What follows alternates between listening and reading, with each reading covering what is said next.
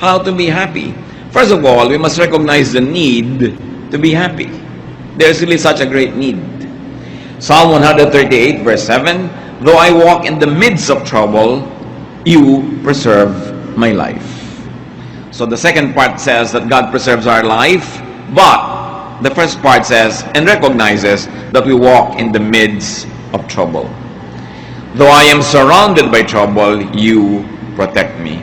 People have troubles from the inside. Hindi natin kailangan lumayo para maghanap ng gulo, humanap ng kalungkutan, humanap ng hirap ng loob. People have fears.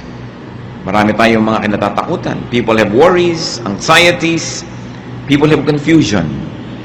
Ang ating spiritual life, kuminsan parang roller coaster. May mga time na tumangtuwa tayo sa Diyos, may mga time na naguguluhan tayo sa ating pananalig, may mga time na convinced tayo, may mga times naman na tayo kuminsan may pagdududa, may pag-aalinlangan, at kasama na nito kalungkutan at isolation. There's a lot of trouble from the inside. Sa iniisip, sa nadarama, sa ating mga pamantayan, sa ating mga gustong mangyaring hindi mangyari, sa mga kaguluhan ng ating isip. There's also a lot of trouble from the outside, from other people. Siyempre, ang kaligayahan din natin nakaasa sa ibang tao. Ibibigay ba nila o hindi? Gaano karaming ibibigay nila o hindi? Papayagan ba nila tayo o hindi? Anong mga panganib ang nagmumula sa kanila? Anong comfort, anong pag-ibig ang magmumula sa ating kapwa-tao? There's also a lot of trouble from the environment. People are afraid. They're afraid of fires and earthquakes and volcanoes erupting. People are afraid of the weather changing and all that. But no matter how you become afraid, what can you do about the uncontrollable? So there are things that make us unhappy. They are uncontrollable, and there are those that are controllable anyway.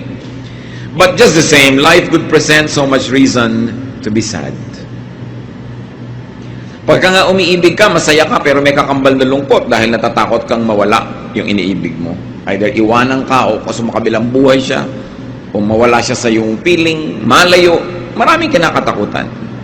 That's why man needs happiness. Therefore, man should be able to make and to produce happiness and not just depend on events, not just depend on happiness to come. We must find reasons for happiness. At pagka ang tao may kaligayahan na paglalampasan ng lahat ng hirap, nadadaanan ng lahat ng pagsubok, natitiis ang lahat ng dapat tiisin. Kung hindi man kaligayahan na hawak na niya sa kanyang mga palad, kaligayahan na inaasam at inaasahan niyang darating. What are some of the major reasons to be happy? Psalm 138 verses 2 up to 8. I will bow down toward your holy temple and will praise your name for your love and your faithfulness. For you have exalted above all things your name and your word. When I called, you answered me. You made me bold and stout-hearted. All kings on this earth have heard your promises, Lord, and they will praise you. You are so famous that they will sing about the things you have done.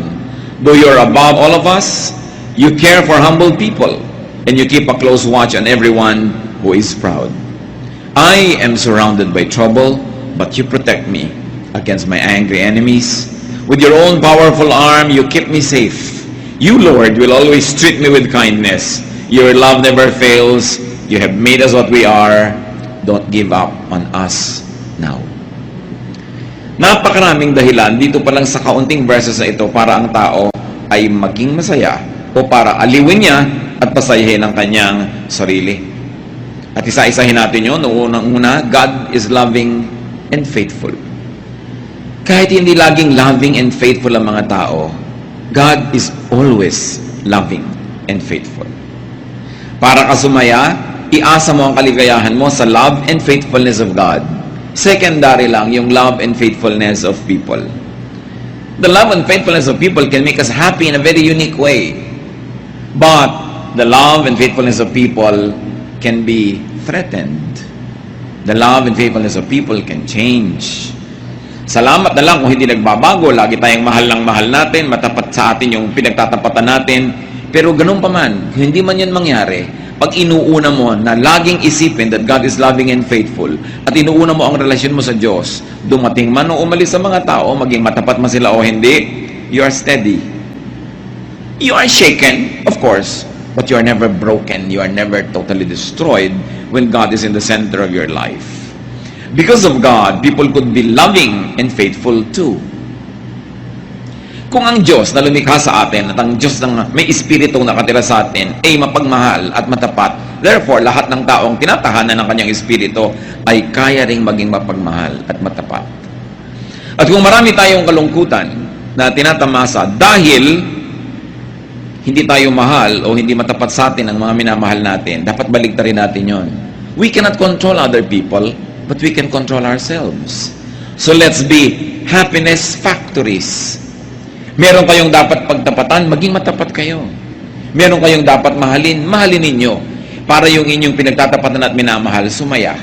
At nabawasan ninyo sa pamamagitan ng pagkilos ng Panginoon sa ating buhay, ang numero, ang bilang ng mga taong malungkot at mga taong nababagabag. At dahil kumikilos din ng Diyos sa ibang tao, sila man maaaring maging paraan ng Diyos, kasangkapan para tayo'y mahalin ng Diyos through them. Therefore, open yourself to people's love. Because when you open yourself to God's love, you inevitably open your heart to love others, and you inevitably open your heart to accept the love of others. And then you are in the way of happiness. May mga daan, alam nyo, busy, may mga daan hindi halos nadadaanan. Yung pag-ibig, yung kasiyahan, may dinadaanan din yan, dapat nandun ka. Sa kalsada na yung katumira, sa address na yun, para lagi kang nadadaanan. Maraming tao, hindi sila masaya kasi ang address nila nandun sa gilid-gilid, hindi dinadaanan ng happiness. Kaya dapat kinikilala mo, saan ba dumadaan yung happiness? Una na, kilalanin natin that God is loving and faithful. Two, God is true to His Word. Saan pa tayo kumukuha ng lakas ng loob? Di ba sa mga pangako ng Diyos? At sinasabi, God is true to His Word. Dapat alam mo ang mga pangako ng Diyos para maklaim mo. Yung mga nagdarasal nga, kahit sa Biblia, kahit naman hindi makakalimutin ng Diyos, sila man ipinapaalala nila, Diyos, di ba sabi nyo ganito, di ba pangako nyo ganito, according to your word ganito. Hindi mo naman talaga ipinapaalala sa Diyos yun, ipinapaalala mo sa sarili mo na may pangako ang Diyos na ganon. Kasi hindi naman niya yung nalilimutan, pero nalilimutan natin. At kung nalilimutan natin i-claim ang mga pangako ng Diyos, tayo yung nalulugi. Kaya ang masayang tao, inaalam ang salita ng Diyos at naniniwala na nanalig na ang Diyos ay matapat. Tutup din niya ang kanyang mga sinasabi. And because God has His Word in our hearts, and God has His Word printed, published, broadcast, God's wisdom is always relevant. Yung karunungan ng Diyos, nagbabago man ang panahon, nagbabago ang mga uso, hindi nagbabago ang karunungan ng Diyos. Magbago ka lang dapat ng paraan ng pag-a-apply nito, paraan ng pagbasa dito, para lagi kang makinabang. You know, bawat henerasyon, bawat lahi, bawat panahon, may mga unique elements ang kanilang kabihasnan. They have very, very unique civilizations. All the various generations of people and the various generations of civilizations. And their context help them define the true relevance of the Word of God to them. Kayong basa ng mga tao noong 16th century at pag-a-apply nila sa buhay nila, maraming pagbabago ang pagbabasa ng mga tao ngayon sa panahon na ito. Hindi nagbabago yung salita ng Diyos, but the way you apply it to your reality, because realities change, must be always timely. The unchanging Word of God, but our ever fresh reading and ever relevant application to our lives. Kaya maraming mga tao ayaw nila maging religious kasi parang backward, parang sobrang conservative, pati language, pati kilos, parang pang 16th century. Hindi bagay sa panahon. Dapat alam natin yung mga basic moral bedrock of the Word of God at yun ang hindi dapat ma-violate. But the way they are transplanted and read and interpreted and applied to daily life must always be relevant. Kaya ikaw nakahawak ka sa unchanging Word of God, pero nakaugat ka sa patuloy na nagbabagong daigdig. Para lagi mong mahanap ang lagi ng mabisang kahulugan ng salita ng Diyos. God keeps His promises. Therefore, know and claim God's promises. 1 Kings 18, 25 to 26. Now, Lord, God of Israel, this is a prayer, keep for your servant David, my father, the promises you have made to him when you said, you shall never fail to have a man to sit before me on the throne of Israel. If only your sons are careful in all they do to walk before me as you have done. And now, O God of Israel, let your word that you promised your servant David, my father, come true. Sinong nagdarasal? Di si Solomon. Alam ni Solomon ang pangako ng Diyos sa ama niya na si David. Kiniklaim niya. Kasi siya ang magbe-benefit ng promise na yon. Kaya napakahalaga na maganda ang ating relasyon sa Diyos kasi pati mga anak natin nagbe-benefit sa maganda nating kasunduan sa Diyos. Joshua 21:45, not one of all the Lord's good promises to the house of Israel failed. Everyone was fulfilled. Totoo ang Diyos, pwedeng asahan. Another reason to be happy is that God rules. God exalts Himself, God prevails. Sa biglang tingin, parang hindi lagi itong totoo. Pero yan ang dapat mo ngayong malaman kung paano i-apply sa buhay, na kung sa tingin mo na practical, parang ang naghahari kumisa na ikadiliman, pero alam mo na Diyos talaga ang tunay na naghahari. At ang mga paghahari ng kaguluhan, mga kadiliman, ay pansamantala. At ito ay haharap sa paghukom ng Diyos. Kaya ang dapat, lagi ka nang nasa panig ng totoo, sa panig ng tama, para hindi ka natatakot na humarap sa Diyos. Psalm 138:4-5, may all the kings of the earth praise you, O Lord, when they hear the words of your mouth. May they sing of the ways of the Lord, for the glory of the Lord is great.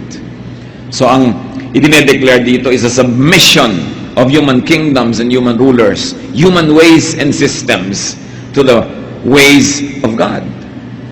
At tayo, bagamat mayroong present mindset, meron din dapat tayong eternity mindset. That you process everything according to how it happens in your time, but you also contextualize it in the way it had been effective in the past, and it will continue to be effective in the future and in eternity. Ang nangyayari sa atin, may isa, dalawa, tatlong araw, sometimes tayo hindi nakakaintindi, pero hindi natin dapat ipako yung pananalig natin doon sa mga konting panahon na yun. Yung ating mga panahon na hindi natin nauunawaan ng Diyos will just be tiny dots in an otherwise long, happy line when we finally understand. Kaya ang sabi sa New Testament, now I know in part, but then I shall understand fully, even as I have been fully understood. Our knowledge is imperfect, and our prophecy is imperfect. But when the perfect comes, the imperfect will pass away. Kaya ang dapat nating laging hinihintay, lalo sa mga bagay na hindi natin nauunawa, yung pagdating ng Panginoon na para ipaliwanag lahat sa atin yan, no? Ang ating pagpunta sa Kanyang piling na biglang bubukas ang ating isip at maunawaan natin ang lahat. Kaya ngayon, what is important? Faith. Faith is the best weapon we have against loneliness. Faith is the best weapon we have against doubt and against insecurities and uncertainties. Because faith is the assurance of things hoped for. It is the evidence of things not seen. That's why people are saved by faith, not by their knowledge. Kasi yung alam mo, syempre mananalig ka na doon, pero hindi mo naunawaan na nanalig ka, yun ang hinahangaan ng Diyos at pinapahalagahan. Hindi naman ibig sabihin na mamuhay tayo sa ignorance na wala tayong naiintindihan, but for the few things that are not clear. When I was a child, sabi nga sa Bible, I thought like a child, I reasoned like a child. And now we are in a childhood state. When it comes to terms of eternity, what is the lifetime of a human being? 90 years? 100 years? We will never become adults spiritually. We are like children. But sabi niya ganon, now the time I become a man, I give up childish ways. There will be changes. And those changes are the ones we aspire for when we will finally comprehend the things that are beyond our minds at present. Another reason to be happy, according to what we have read, is that God answers prayers. Sumasagot ang Diyos. Pero bakit maraming sinasagot ng Diyos, hindi pa rin sila masaya? Because they want only a yes answer from God. Kaya hindi sila masaya.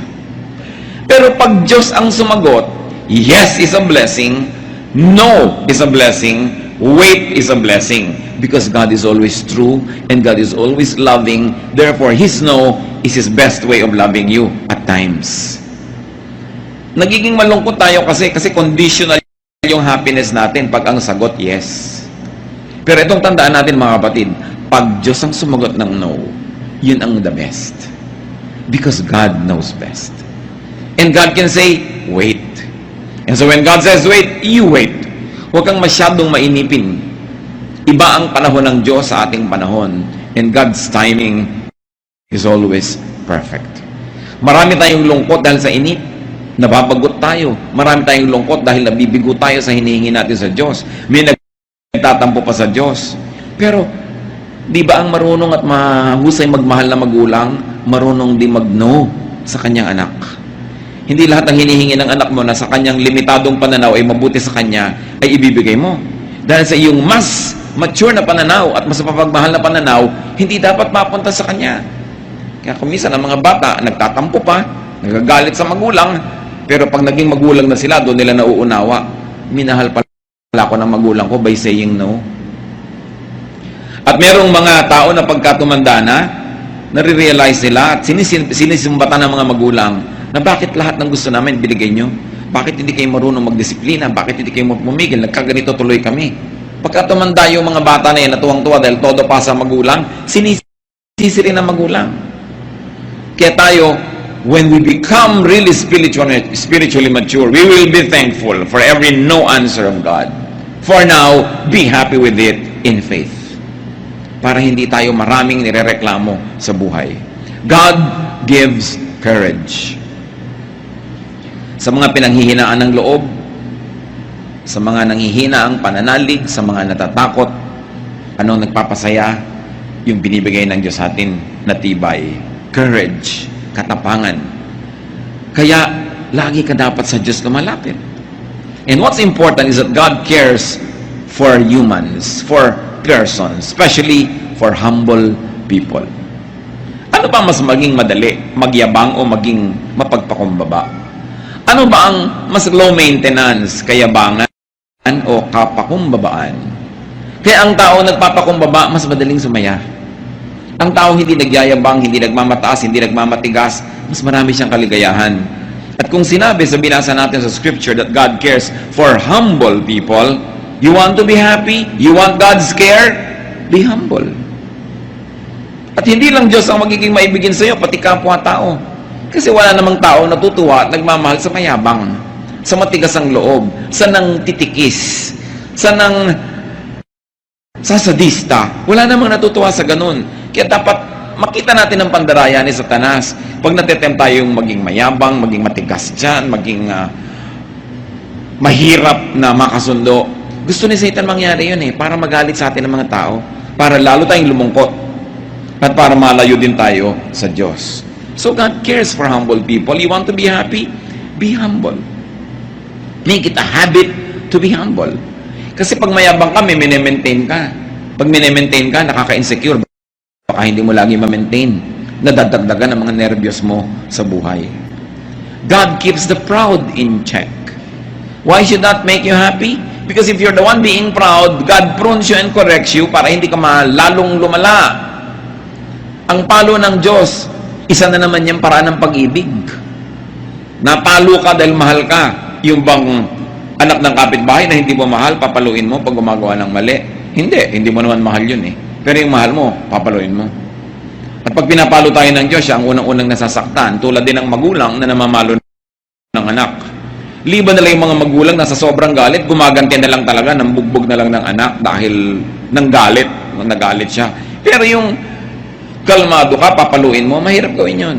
Kaya nga ang mga magulang, pinapayuhan natin, pag galit na galit kayo, tinuturo naman sa Bible, mamalo ng anak Pero huwag kayong mamalo habang galit kayo. Kasi baka naghihiganti lang kayo noon. Baka it is the evil nature that was insulted or challenged and now you're trying to be supreme and you're trying to assert your seniority and authority. Tuloy, hindi ka na namamalo para magtuwid, namamalo ka para gumante. Iba yun. Hindi gusto ng Diyos ng ganun palo. Pero yung palo ng pagtutuwid, mabuti yun sa pinapalo. Ngayon, kung ikaw si mayabang na humble ka, na walang ka na ipinagyayabang mo, pero anak ka ng Diyos, masaya ka dapat. So pwede mo masabi, Lord, salamat, napahiya ako, salamat, kinapos ako, salamat, na humble ako. Kasi nalilibang na ako, nakakalusot ang mga kayabangan ko, akala ko pwede na. Akala ko, deserve ko kasi yung ganong mga kayabangan. So, pagka ikaw napalo, pasalamat ka. Pero bakit pa rin tayo magiging masaya that God keeps the proud in check? Kasi kung tayo yung api, kung tayo yung nagpapasensya, tayo yung na-damage sa mga mayayabang, alam mo na hindi naman sila ito-tolerate ng Diyos sa matagal. Hindi kailangang ikaw ang magtuwid sa kanila, hindi kailangang ikaw ang sumira sa kanila. Ang Diyos ang bahala sa kanila. Ang sabi ng Panginoon, vengeance is mine, I will repay. Anong kaligayahan ang makukuha natin dyan? Na kahit kuminsan may mga taong akala mo ang yabang-yabang, akala mo inaapi-api ka, you don't put it upon yourself to be vindictive. Hindi ikaw kailangan magplano ng pagganti. Ikaw tuloy na spare from a lot of trouble and even consequences of having been vindictive. Kaya napakainam yung ipinapasa Diyos mo ang maraming bagay. Siyempre, kung talagang naapi ka at kailangan mo mag-recourse sa batas, kaya nga may gobyerno, kaya may hustisya, because it's also an instrument of God to protect the innocent. No? Kaya napakahalaga ng mga Kristiyano, pinaglalaban mo kung ano yung tama, kung ano yung matuwid, kung ano yung makatwiran. Why else can we be happy according to the verses? Because God protects His people against angry enemies. Kumisa naman, wala kang ginagawa, may nagagalit talaga sa'yo. Pero, nakikita ng Panginoon ang lahat ng iyon. Sa Panginoon kayo magsumbong. Kung may mga tao nagagalit sa inyo at matapos yung magsaliksik ng inyong budhi, alam niyo naman na wala kayo talagang ginawa para magalit sila, then ipasa Diyos. Psalm 138:7, you stretch out your hand against the anger of my foes. With your right hand, you save me. Sa Diyos tayo magpaligtas. Sa Diyos tayo laging lumapit. Kung minsan kasi lalapit ka sa tao, nabibigo ka. O kaya, tutulungan ka niya pero hindi pala niya kaya. Kabiguan pa rin ang ending. But to trust God. And the Lord is always kind to His people. Lagi. Pag sinabing lagi, tulad ng ini-emphasize natin, kahit no yung answer, kahit na mamalo ang Diyos, kindness yun. At pag naunawa natin yan, na-absorb natin mga kapatid yung kahulugan ng God is always kind, no matter how people perceive God's dealings, that His love never fails, sasaya ka. Kung hindi pa totoo ang lahat ng ito, look mga kapatid, buhay pa tayong lahat. Ilang taon na kayo, ilang panganib na ang inyong dinaanan, ilang sakit na ang naranasan natin, ilang mga pagtatangkanan ng iba na sirain tayo, pero look, buhay pa tayo. Isang malaking patotoo ng kabutihan ng Diyos. At kahit hindi ka pa rin buhay ngayon, sinabi nga, to live is Christ, to die is gain. Wala kang pwedeng puntahan na hindi nandun ang Diyos. Pasalamat ka pa rin. Kaya ang happiness mo, dapat walang pagsidlan, walang kondisyon. Ano man yon, anak ka ng Diyos, everything that happens is a blessing to those who love God and are called according to His purpose. And even if we move to the next life, God will be there. Yung greatest fear natin, death, should be the greatest liberator. Because we will at last be spiritually one with our God. Psalm 139, verses 7 to 8, where can I go from your spirit? Where can I flee from your presence? If I go to the heavens, you are there. If I make my bed in the depths, you are there. Sa pusudodan ng dagat, nandun ka. Sa kataas-taas ang langit, nandun ka. Paano kita tatakasan? Napakasarap na yung mga basic truths na ito laging maalala. Kasi sinabi, though I walk through the valley of the shadow of death, I will fear no evil. Mga kapatid, ano yung mga valley of the shadow of death ng inyong buhay? Sasakay ka ng aeroplano, ninenervyos ka. Diba? Yung, ayan, I'm walking through the valley of the shadow of death. Sasakay ka ng barko kumisan, ninenervyos ka, lalo masungit ang panahon. Ang dami-dami sa ating citizens, walang magawa. Talagang wala silang sariling sasakyan. Sumasakay sa mga bus o mga sasakyan, nagkakarera yung mga driver na hindi mo na malaman kung anong mga buhay ka pa bang bababa dun o hindi. Ito, I walk through the valley of death. Ang daming fears. Baka ka mawalan ng trabaho, baka ka magkaroon ng sakit, baka kung ano-ano. Pero ang sabi, even though I walk through the valley of the shadow of death, I will fear no evil because you are with me. Dahil kasama natin ang Diyos. Napansin nyo ba, 8 mga dahilan yan para sumaya, pero meron niyang isang common denominator, mga kapatid. It is all God-based and God-centered. Lahat ng dahilan ng kaligayahan na yan, dahil sa Diyos, dahil may Diyos. Many people are sad because they seek happiness outside of God. Many people are sad because they seek happiness away from God. They seek happiness mostly from people and from things. Therefore, people are sad. Pero ito, 8 great reasons to be happy, and all of them focus on God. Puro yung God is like this, God is like that, God's word is like this. Kaya yung tao na inuuna yung Diyos, nakasentro ang Diyos sa kanyang puso, talagang ang Diyos naka-enthroned sa kanyang isipan, sa kanyang damdamin, masaya yun. Kahit dinadalaw ng paminsan-minsang lungkot, dinadalaw natural ng paminsan-minsang mga duda, pero paminsan-minsan at hindi siya nagkakagiba-giba. Dahil Diyos ang sentro ng kanyang buhay. At ito ang itinuturo ng Panginoon. Alam nyo, struggle ko matagal yan nung araw. Tinatanong ko sa Diyos, bakit lagi mo, Lord, gustong number 1? Bakit kailangan number 1 lagi? Is God egocentric? Kulang ba siya sa pansin? Pero talagang na-share ko na rin sa marami sa inyo, the Lord revealed to me that He wants to be number 1 because when He is number 1, we will be happy. Pag ginawa mo number 1 tao, kawawa ka. Pag ginawa mo number 1 bagay, kawawa ka. Pero pag Diyos yung number 1, lagi siyang nandun. Di siya nagbabago. Lagi kanyang mamahalin. Mahalin ka man o hindi ng tao, magkaroon ka man ng pera o wala kang pera, andun lagi yung Diyos. Kasi pag number 1 siya, siyempre yung number 2, number 3, number 4 mahalaga. Pero hindi masyado, hindi kasing halaga ng number 1. Ngayon, isipin niyo mga kapatid, ano ba o sino ang number 1 sa buhay natin? Pag sinabi mong, ay, ang number 1 ko, ang aking misis, mahirap yan. Dapat number 2 lang siya. Dapat number 1 ang Diyos. Number 2 din si Mister. Kasi ang number 1, Diyos. Mga misis, huwag na kayong mag-asam na number 1. Pag Diyos ang number 1, number 2 lang kayo, sigurado wala nang number 3. Pero kung kayo number 1, baka may number 2, 3, 4, 5. Mahirap yan. Dapat Diyos ang una talaga.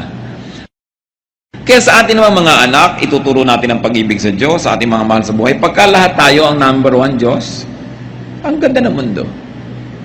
Sasaya tayo. Number 1 kasi ibang tao kaya papatay ka para sa kanya, o ayaw niya sa'yo, babarilate mo na siya dahil ayaw mo na sa kanya. Mababasa mo sa mga dyaryo, mga crimes of passion. Ayaw ko na sa'yo. Gusto pa kita. Paano ayaw ko na nga sa'yo? Paano yun? Pero ang Diyos, hindi siya aayaw sa atin kahit kailan.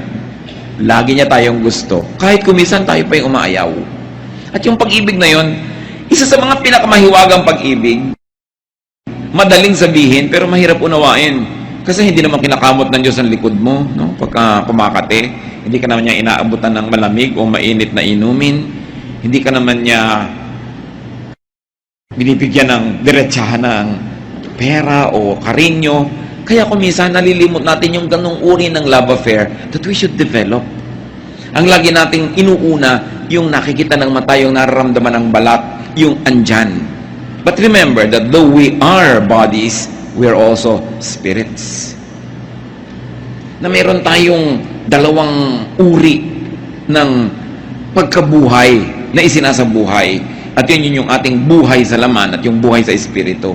Pag yung buhay mo sa espiritu, masigla, masaya, kaya kanyang dalhin kahit na nagkakagulo-gulo yung buhay mo sa laman.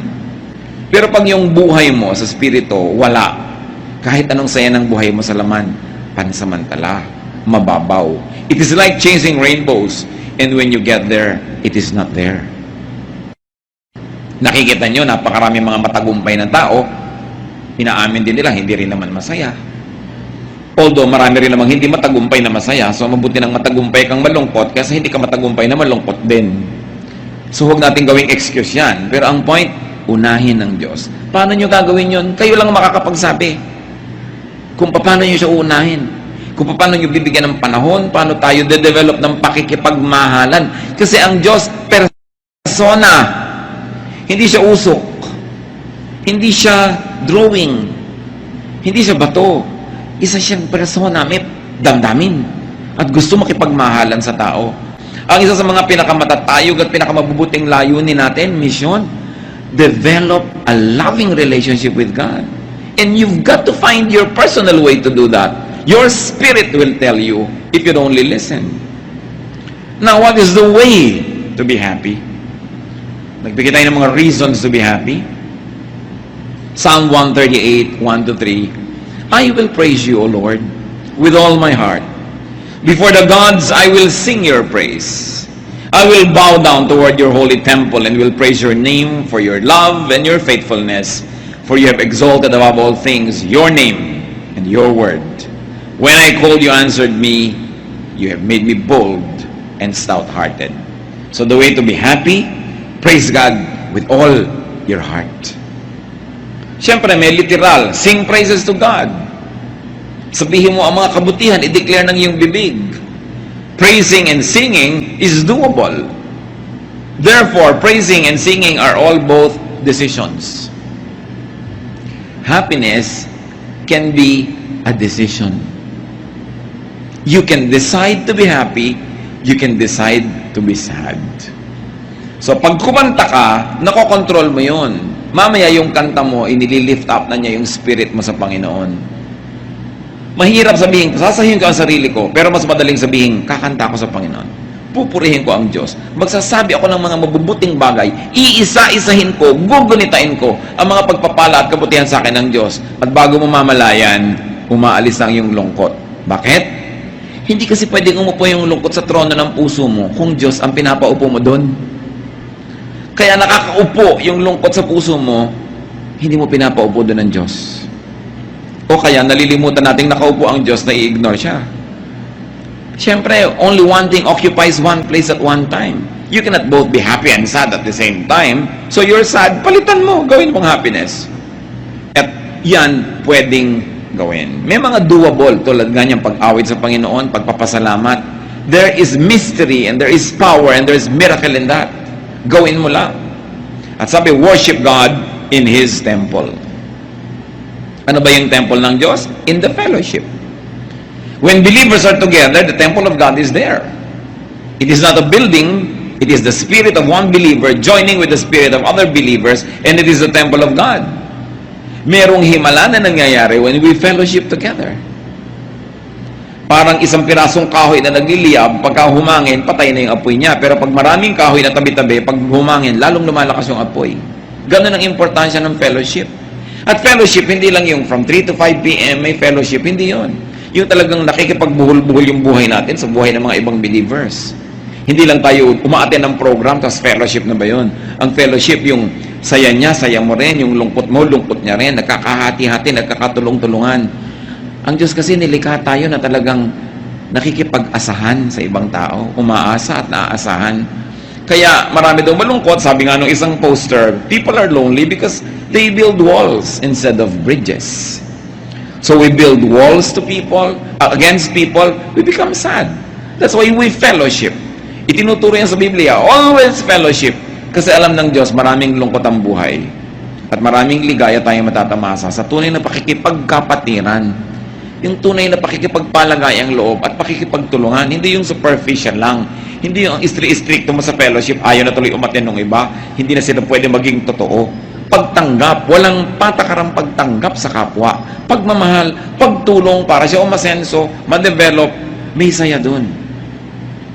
You are able to unmask yourself and you're able to be your true self in the presence of another person or persons that already gives you happiness. Ang hirap-hirap nung nag-iisa ka na nagdadala ng problema mo, nag-iisa ka na nakakaalam ng tunay mong mga iniisip, niloloob, ang tunay mong pagkatao, it isolates you. Pero kung tayo bukas ang ating puso, bukas ang ating palad na tumanggap sa ating kapwa, we make them happy. And in the process of making people happy, miraculously, you also become happy. As you know it by experience, that when you make people sad, you also become sad. Kahit kung minsan natutuwa ka, ay nagantihan ko siya, ay naipahiya ko siya, pero makinig ka sa budhi mo, may napalungkot kang tao, may nasaktan ka, ang totoo nasasaktan ka rin. Bakit? Nilikha kasi tayo ng tao na, ng Diyos na kapwa-tao. Ang nangyayari sa kapwa natin, nangyayari rin sa atin. Naiintindihan man natin yun o hindi. Kaya mas nagpapasaya tayo ng iba, mas sumasaya tayo. Mas nagpapalungkot tayo ng iba, mas inuusig tayo ng budhi natin. Kung minsan gasgas na yung budhi na yun, hindi na malinaw, pero meron ka pa ring heavy feeling na hindi mo malaman kung bakit, kasi may atraso ka pala sa iba. Ang isang pinakamabisang paraan para sumaya, magpasaya ka ng iba. Sasaya ka sigurado. Magbigay ka sa gutom, magbigay ka sa mga bata, magbigay sa nangangailangan. Pero ang isang pinakamabilis lumungkot, magdamot ka. May nangangailangan, may ibibigay ka, pero pinagdamutan mo, natutuwa ka dahil yung pera mo hindi nagalaw, hindi ka naabala, pero may lungkot ka rin. Kung aaminin mo yon, may lungkot ka. So we go back to our basic humanity, that our happiness is in making other people happy. It is a true fellowship, true worship. So we worship God in His temple among the believers, and you worship God within you, because the Spirit of God is in your heart. Therefore, make peace with yourself. Pag sinabi mo yung self, ano yon? Yung Espiritu ng Diyos at saka yung flesh, magkasama, yun ang self mo. You make peace with yourself. You make peace with God who is in you. Makinig sa usig ng budhi, makinig sa konsyensya, at kailangan matuto ka rin na tanggapin ang iyong sarili. So that you are at peace with yourself. Pag ikaw ang number one nagre-reject sa sarili mo, dahil may iba kang gustong pagkatao, may iba kang gustong itsura, meron kang gustong ibang buhok, meron kang gustong ibang height, hindi ka sasaya. Kasi you are not at peace with yourself. We are not perfect. We must move from glory to glory. We must improve and improve and improve. But you begin with accepting yourself. Maraming lungkot kasi we are on denial. Hindi natin ina-accept ang sarili natin. At pag hindi natin ina-accept ang sarili natin, paano natin na-acceptin ang iba? There is genuine liberation in being accepted and in accepting others. How else to be happy? Ask help from God. First and foremost. God dapat una. Yung iba kaya lang nagdadasal pag wala nang magawang iba. Ay, wala na tayong pwedeng kailangan magdasal na lang tayo. Dapat unahin ang Panginoon. Because He answers prayers according to what we have read. Make God your first, not your last resort. And be humble, as we have said. The humble can be much, much happier. Because God is soft-hearted to the humble. James 4:6. But He gives us more grace. That's why Scripture says, God opposes the proud, but gives grace to the humble. In 1 Peter 5:6, humble yourselves, therefore, under God's mighty hand, that He may lift you in due time. Happiness is more easily attainable in humility. And as we have said, accept yourself. Accept your life. It doesn't mean na huwag ka na mag-ambisyon na improvein yan. It doesn't mean na huwag ka na magkaroon ng mga pangarap na makalaya sa kung ano man ang gumagapo sa iyo ngayon. But for the time being, accept your reality. Do what you can to change it for the better. But while the better is not yet achieved, be happy with your reality. Do not live in denial. Kailangan tanggapin mong eto ang buhay ko ngayon. Gusto ko napakarami sanang halamanan pero nakatira ako dito sa prasong bahay na ito. So maglalagay ako ng halaman sa lahat ng floor walks. May halaman ka na rin. Hindi pa lang na marami. You can alter your reality and you can create your reality. Yung mga Japanese, dahil sa dami nila, siksikan, dami ng populasyon, they have developed have privacy in the mind. Yung nasa loob lang nila yung privacy nila. Nasobrahan nga, kaya marami, nagpapakamatay nalulungkot masyado. Pero ibig sabihin, close your eyes and you can be alone though you're in a crowd. The way you think, the way you react to your environment will make you happy or sad. God made you as you are.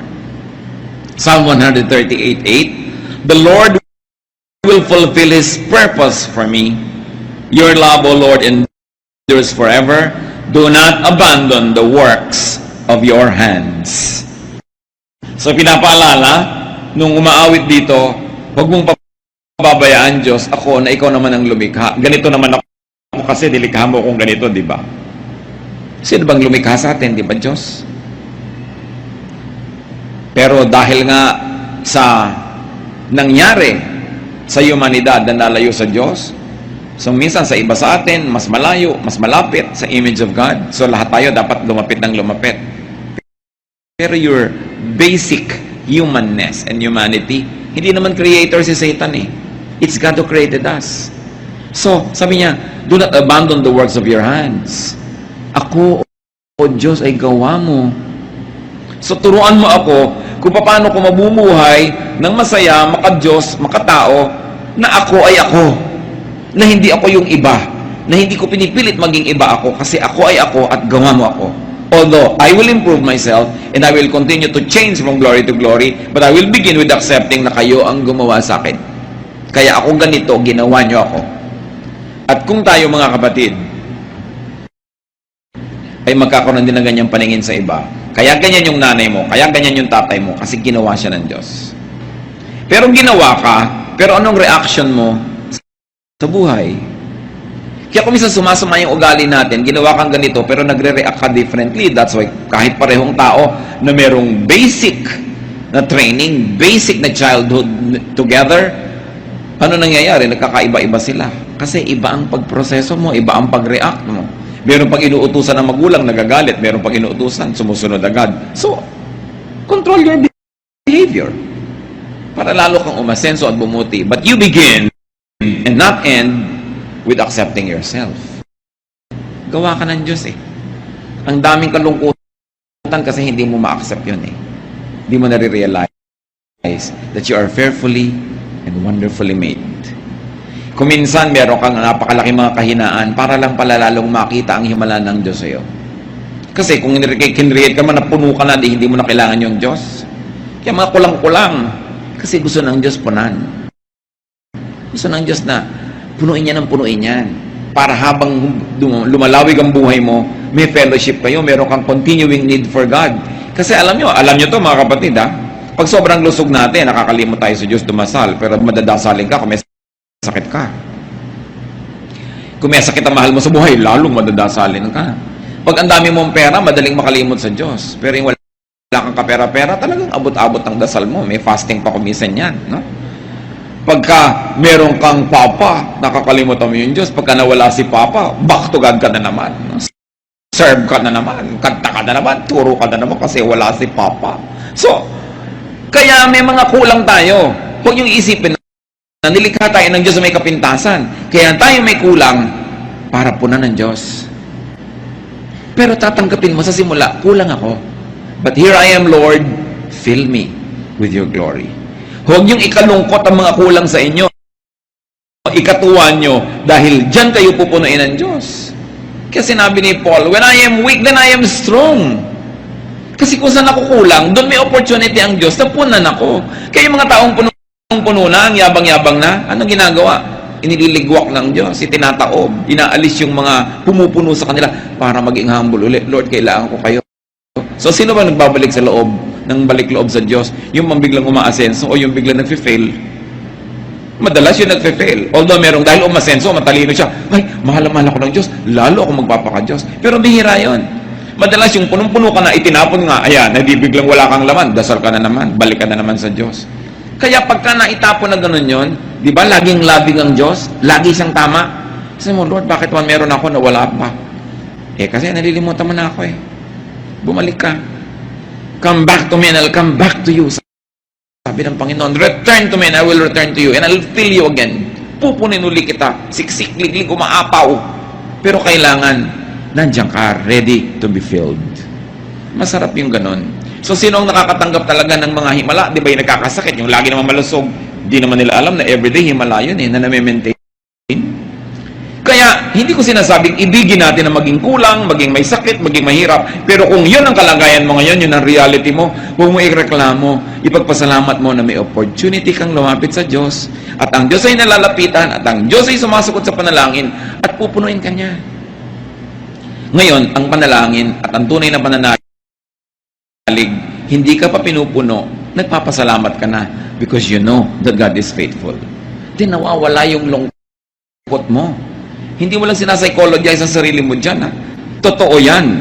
Pinanghahawakan. Kasi sa nananalig, ang iniisip pa lang niya, totoo na. Kaya faith is very important. It is very, very crucial. There is so much reason to be unhappy, but there's much more reason to be happy. There's a way to be happy. Praise God. What does it take to praise God? Count your blessings. Thank God and praise God. And when you do that, God will change your mood. Psalm 30, 11 to 12. You turned my wailing into dancing. You removed my sackcloth and clothed me with joy, that my heart may sing to you and not be silent. O Lord my God, I will give you thanks forever. Sabi, tinanggal mo ang pagluluksa ko, pinalitan mo ng damit na pampiesta ang aking luksang damit. Ang pagpalaho ko at pag-iyak ko, pinalitan mo ng pagsayaw. Magagawa yan ng Panginoon sa atin, mga kapatid. At napakahalaga, gusto kong bigyan ng diin muli, be a happiness factory. Don't be a loneliness factory. Think happy thoughts. Make people happy. May asawa ka, pasayahin mo siya. Araw-araw, bawat sandali na kaya mo. Kasi may mga panahon, ibigin mo man, hindi mo kaya. Ano ang inaalala mo sa mga panahon na nalilimutan ka ng mahal mo sa buhay o kaya silbi ka ng silbi dahil nalumpo? Anong naalala mo? Bakit nagkakaroon kang lakas na gawin yon? Yung mga pagmamahal niya sa'yo, nung kaya pa niya. Kaya magmahal tayo tuwing kaya natin. Kasi may mga panahong tayong nangangailangan tumanggap ng pagmamahal na yun. Dapat marunong ka magmahal. Basta kaya mo. Bawat araw, kaya mo bang magbigay? Magbigay ka. Pasalamat ka, hindi ikaw yung tumatanggap nung araw na yun. Darating din ang panahon, kailangan mong tumanggap, pero sa dami nang naibigay mo, para ka lang umaani ng iyong mga itinanim. Sasaya ka kung lagi kang naggagawa ng kaligayahan ng kapwa. Nalaman mo na may kapitbahay ka na sobrang hirap, walang sapatos, ibili mo ng sapatos kung kaya mo. Bakit hindi? Samahan mo pa ng medyas. Ang dami nating kayang gawin para magpasaya. Sa inyong mga kotse, maglagay lang kayo ng grocery bag, konting tinapay, konting pagkain. Pag kami kumakatok na pulubi, iabot mo, ang kaligayahang madarama mo, hindi mo kaya i-compare yan. Kaya mo naman. Ano ba yung halagang 20, 30, 50 pesos worth of food ibibigay mo? Ang dami nating pwedeng gawin para maging happiness factory. Mga anak, isipin yung mga magulang nyo, paano nyo sila papasayahin? Ipinapasyal, binibigyan ng panahon. Of course, dapat yung sustentuhan, ano? Lalo't matanda na, pero hindi yung sapat. You should give time, attention, be a happiness factory. Magulang ka, paano mo pasasayahin yung anak mo? Pero madalas, nadadaya tayo ng diablo, ha? Nagiging tayong loneliness factory. Tayo nagiging dahilan kaya lumulungkot yung mga tao. Yung mga umaasa sa atin, binibigo natin. Yung mga tao, pinapahiya natin. Pero pwede tayong maging happiness factory. Lalo may pera kayo, yun ang pinakamasarap. You know, giving away money is like defecating, the pleasure in it coming out. Yun ang talagang tunay na ligaya, yung lumalabas, yung pera. Yan ay matrain natin yung puso natin sa ganon. That's why it becomes a blessing to be rich. Because it's such a great joy to give away kung ang puso mo nasa tamang lugar. Manalangin tayo mga kapatid. Nais kong ilapit. Kung sino man ang may mga sobrang mga kalungkutan sa buhay. Kung sino man sa atin ngayon ang magsasabing, pag in-average ko yung buhay ko, masasabi ko, malungkot ako. Mas malungkot kaysa masaya. Nais kong ipanalangin ang sino mang magsasabi sa Lord na, Lord, kulang po ako, punan niyo ako. Nagkakatipon-tipon tayo mga kapatid para pagpalain ng Diyos. Gusto ko ngayong ipanalangin at nananalig akong didinggin tayo ng Diyos. Hihipuin ang ating mga puso. Sino man ang ngayon nagsasabing, ang dami-dami kong kalungkutan, gusto kong sumaya at sa Diyos ako lalapit. Tumayo kayo, lalapit tayo sa Diyos. Napakainam na sabihin sa Diyos, kailangan ko kayo. Meron ako mga unhappinesses sa buhay ko. Hindi yan nakakahiyang sabihin sa Diyos. Alam naman niya yung puso natin. Ang gusto niya, puso mapagpakumbaba, kumikilala na kailangan mo siya.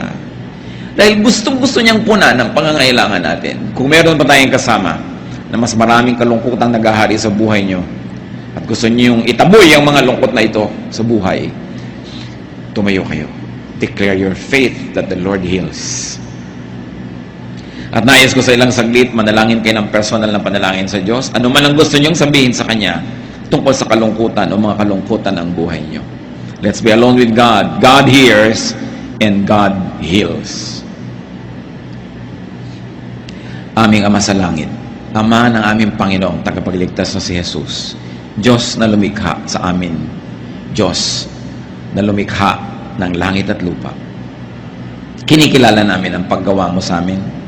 Kinikilala namin ang aming mga kakulangan, maging aming pagkukulang at likas na mga kulang sa amin. Lahat ng ito, Panginoon, sa iyong paanan namin dinadala, O Diyos Ama. Kayo ang nakababatid ng laman ng bawat puso na narito ngayon, tumayo man o hindi. Kayo ang nakakaalam ng dahilan ng pagtayo. Alam nyo ang punot dulo, ang pinagmulan at tutunguhan ng aming mga lungkot. Dalangin namin sa iyo, Panginoon, pawiin mo po ang mga ito sa iyong mapaghimalang paghipo sa aming puso. Bunutin mo ang mga malalalim na ugat ng kalungkutan sa aming buhay at palitan mo ito ng tanim na kaligayahan. Mag-ugat sa aming puso at sa aming espiritu ang kasiyahan, kagalakan, kasayahan. Turuan mo kami, Panginoon, na maging instrumento mo, na maging happiness factory. Na sa aming kalungkutan, unahin namin yung lungkot ng iba. At sa pagpapasaya namin sa kanila, pasayahin mo rin kami. Dalangin namin, Panginoon, ihayag mo rin sa amin, nakatayo man ngayon o hindi, ang anak mo. Ihayag mo kung paano kami nagiging loneliness factory. Kung paano kami nagiging kasangkapan ng dyablo na magpalungkot sa iba imbes magpasaya. Kung paano kami pumapayag na kami magamit na maging instrumento ng kalungkutan, ng hirap ng loob. Patawarin mo po kami, Panginoon, sa aming mga pagkukulang. Patawarin mo kami sa aming mga ginagawang nakakapagpalungkot sa aming kapwa na pwede naman naming hindi gawin. At bigyan mo rin kami ng lakas na makapagpasaya. At sa paggawa namin ng lahat ng ito, sa pagsunod namin sa iyong kalooban, Panginoon, paghimalaan mo ang mga anak mo ngayon na ito. Hindi pa man nakagagawa ng mga magagandang bagay. Ngayon pa lang sa pagtayo na ito, paghimalaan mo na. Hipuin mo ang puso, Panginoon, pahirin mo ang luha. Sa pisngi na iyong mga anak. Patibayan mo ang aming pananalig. Bawiin mo ang aming mga kalungkutan. Ang aming mata para makita namin ng maraming dahilan para kami sumaya. Tanggalin mo ang mga bumubulag at tumatakip sa aming mata para hindi namin makita ang mga blessing mo. Tanggalin mo yung mga piring namin, Panginoon, na nagpapadilim sa aming isip, nagpapalungkot sa amin at nagbibigay ng mga insecurities because we forget that you are God and you are in heaven and you are God of all gods and that, oh Lord, you love us and you're always faithful to us. Patatawarin mo rin kami kung nakakagawa kami, Panginoon, ng mga tao o bagay na number one at kayo napapaurong sa malayo na priority namin. Ibalik mo ang init ng pag-ibig namin sa iyo. At ibalik mo rin ang init ng pag-ibig mo sa amin, Panginoon. Gaya ng mga bagong nananalig sa iyo, kung gaano nag-aapoy ang pananalig, ang paglilingkod, ang kaligayahan, gawin mong gawin totoo ito sa buhay ng mga anak mo ngayon. At nawa, Panginoon, sa muli naming paglapit, pakikipagkasundo, pagkilala ng pangangailangan, yung kalooban mong maganda, yung kalooban mong kaibig-ibig, maghanap sa aming buhay. Mga kapatid, manalig kayo, tanggapin nyo mula sa langit ang hinihingi nyo ngayon sa Panginoon. Ang pag-alis, paglalaho ng inyong mga kalungkutan at pagpalit ng kapayapaan, kaligayahan, katiwasayan. Maghari nawa sa inyong mga puso ang tahimik na buhay. Makatulog nawa kayo ng mahimbing pag kayo humihiga. Makakain nawa kayo na masarap pagka kayo nasa hapagkainan. Sumaya nawa ang inyong mga buhay at sa panahon ng mga kalungkutan, huwag kalimutan na ito'y pansumandali at ang Diyos nagbibigay ng saya at ng lungkot din. Pero ang makilala nyo, yung lungkot na nanggagaling kay Satanas, tanggihan ito. Pero ang lungkot na pinapayagan ng Diyos, tanggapin, sapagkat ito'y nakakapagpadalisay ng ating pagkatao. Panginoon, ipakilala mo sa amin yung nagmumula sa inyo at matanggap namin para sa ikabubuti ng aming espiritu.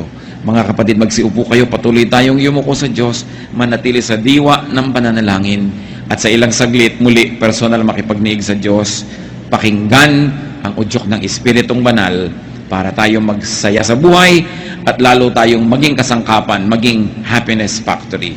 Be alone with God for a while.